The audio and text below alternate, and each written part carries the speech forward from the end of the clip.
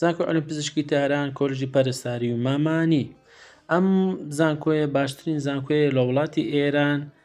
کۆلێژی پەرستاری و مامانی کە خۆم لێرە ماستەر دەخوێنم، خوێندن لەم زانکۆیە بە زمانی ئینگلیزیە. بۆ قوتابیانی دەرەوەی وڵات هەر سێ بەشی بەکالۆرۆس، ماستر، دکتۆرا هەیە. بۆ خوێندنی بەکالۆرۆس تەنها معدەلی 50 هەبێ دەتوانی لێرە بەکالۆرۆس بخوێنی. بۆ خوێندنی ماستر و دکتۆراش مەرجی دەرەجەیان نییە. ئێمە دەتوانین قبوڵت بۆ وەرگرین لەم زانکۆیە بە ئاسانترین شێوە، چونکە ئێمە خۆمان لێرە قوتابین.